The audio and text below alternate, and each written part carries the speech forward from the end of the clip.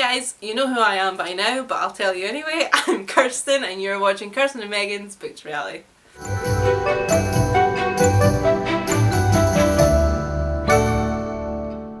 So welcome back, this is my creative process week. I will be showing you guys what I've been doing in the workshop. I'm really excited, I'm finally in my workshop. It looks great, it's tiny but I love it. It's my own little haven and it's got all my art stuff in it and I absolutely love it. There's been a couple of issues this week. Wouldn't be a Kirsten video without some issues, am I right? Mostly in terms of the camera work. It's been really hard to try and find a space for the camera, so when we get into the video you will see that there's some things that I'm working on that are actually out of frame because the camera's either too far away and you can't see what I'm doing because my hands are obviously busy doing whatever they're doing, or I've pulled it away and the camera's focused on something else and I've moved it without realising that it's not in the frame. Anyway, that is what it is and we'll get better. You can only get better with practice, so we'll just have to keep going and you've got to just work with what you've got, as Megan rightfully said in her last video, but we do our best. I will work on it and I'll get better at it. You just have to bear with me. Oh, itchy back. Ugh. So anyway, without further ado, before you all abandon me from moaning constantly, let's go see what I've done this week. So we began with creating the doorway. If you follow our Instagram account, which is at book_2_reality, you might have seen the picture that I posted showing the scale of the door using a 1 piece. I was using the AutoCAD orthographics for the dimensions just to keep it really accurate and to the point. I also use a scalpel to etch in the wood grain just to show that kind of effect. The balsa wood is really soft wood, so cutting it with a scalpel is super convenient and it makes it really clean. Because the balsa is so soft, it's really easy to snap it, so I used some of the scrap wood that was left over to create beams for on the back of the door to kind of keep it solid, and I simply glued these on. While that dried, I began cutting out small squares for the window shutters. The shutters are actually circular, but without a circle cutter of any kind. I just had to cut really close to the edge of where the circle was drawn and then sanded the excess points to create that nice round curve.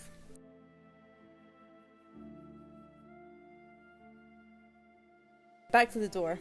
So with the glue dry, I then began creating the weathered dilapidated look by simply cutting away little notches where each beam would meet, and that was just using a scalpel.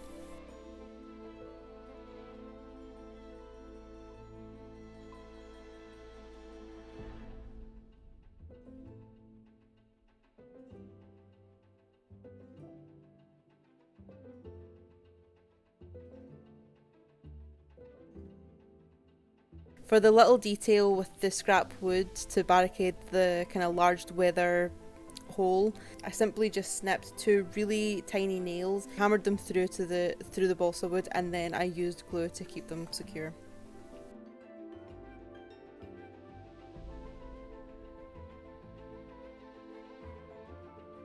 So with the door complete, I then began working on the door frame.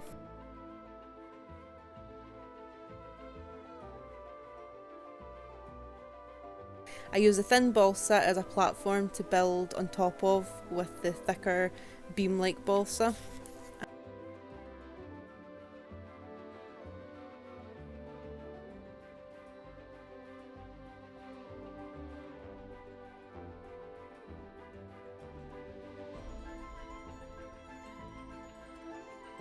I then cut out an archway with cardboard. This will act as a foundation for adding the bricks on later, but it also allows me to attach the door frame to it so I can later then build around it when adding the brickwork.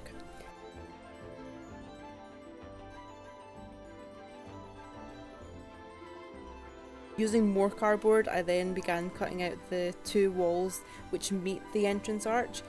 In doing this, that then completed the base model for the cottage entryway.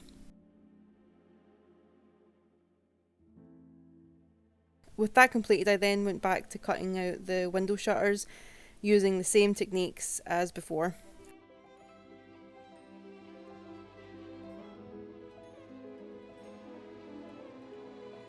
As you can see, I was using the compass to mark up where the wooden planks would meet on the shutters.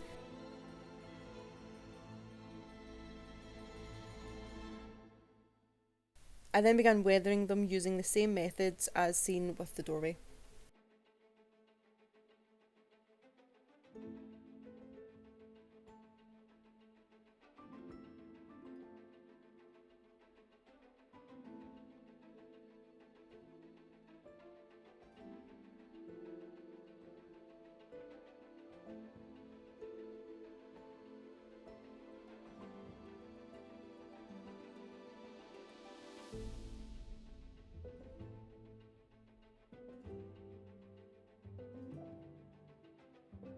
I began cutting out the window frames.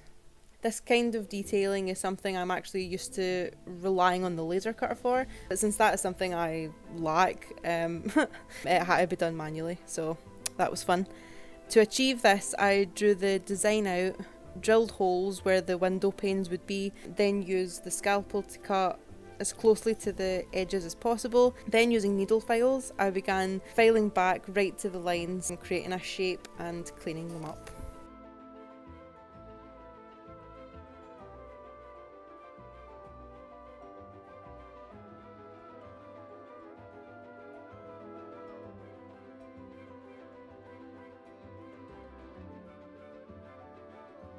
Instead of cutting the frames out completely, I actually kept them within their square frame. This will make attaching them much simpler later on in the process. Okay, so this MDF A4 sheet that you're seeing at the moment, this will be used as the model's base, so the cottage will be built on top of this. I began drawing out the outline of the cottage so that I know exactly where to position it when I get to that stage. It also allows me to see how much space I have to work with in the surrounding areas. Finally, for this week, I cut out the 2 side arches for the overlapping stone walls on either side of the cottage. I cut these out on cardboard, glued them to sculpting foam, which is also known as high density polyurethane. I glued these on using PVA because glues with really high solvents melt the foam and then it makes them absolutely useless. So after the glue dried, I created an outer line of 10mm away from the edge of the cardboard. That 10mm added on will be the actual size of that side wall.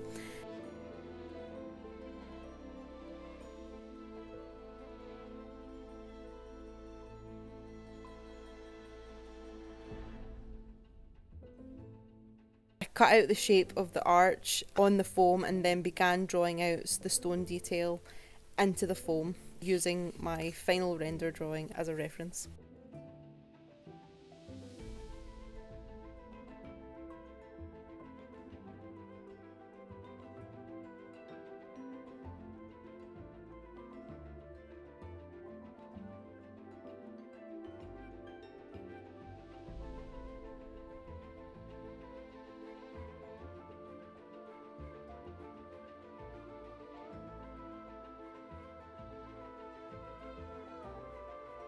Once drawn, I then used a 10A scalpel and needle files to begin etching out the stone detailing, which then starts to bring the model to life.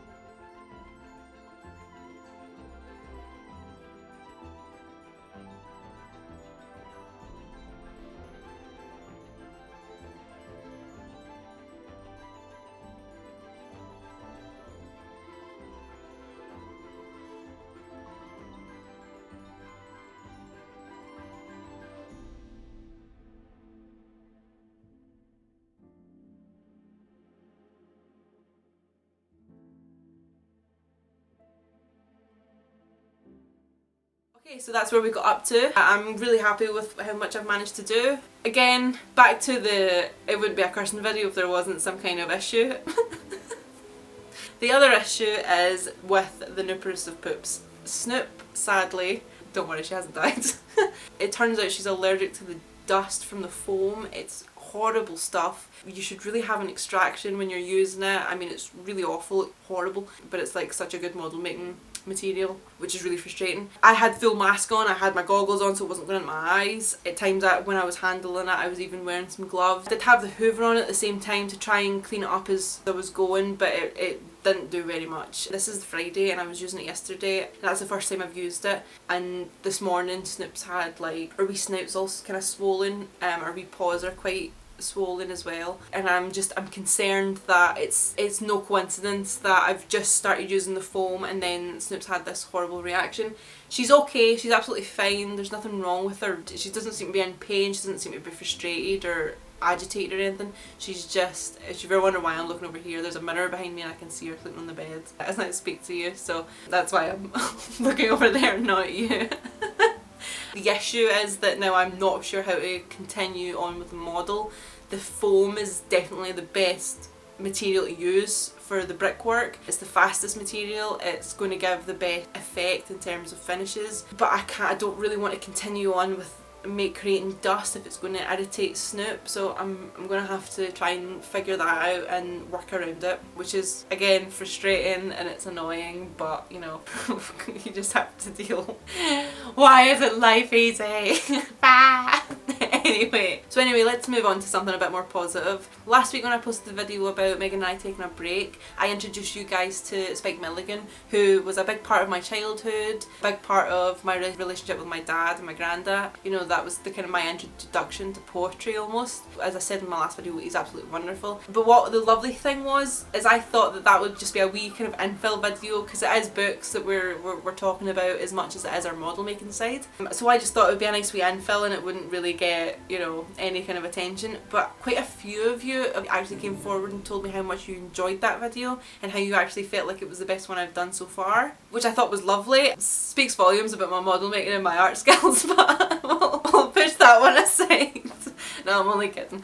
I get that with the model making and the art, a lot of you might not find that interesting. I think that's the wrong word, but you understand what I mean. You know, it's not something that some of you guys can cling to because it's not in your sort of field. It's not something that you think too much about. And Book to Reality is a lot of Megan and I keeping up with our productivity and doing the thing that we absolutely love doing, which is model making and, you know, reading our books. But after you guys reaching out to me, I actually thought what might be quite nice is if I introduce a kind of midweek poetry / short story session. So maybe like during the week on the run up to Megan's Sunday video, if I kind of just basically put the camera on for 5 minutes and read some poetry to you guys from some of the poetry books that I have. I have some poetry, I have short story books, I even have some odd ones that aren't really either or, they're just kind of fun and they're kind of interesting and a bit wacky. And so I think if I do that, then, you know, I think that would be a really nice thing to do, because I actually really loved doing that little video last week, even though it was very short and sweet and just spur of the moment to kind of fill you guys in with, you know, how Megan and I were doing. So you guys can let me know what you think about that. I would be more than happy to oblige. But anyway, I'll end it there because no one wants to listen to me drone on for the rest of my life. Not in the least. So thank you so much for watching. I hope you guys are all well. I hope you're all safe. Megan's video will be out next Sunday, so make sure to keep posted for that one because Megan's model is looking sweet. So be sure to check that out. And I'll see you in the next one. Bye!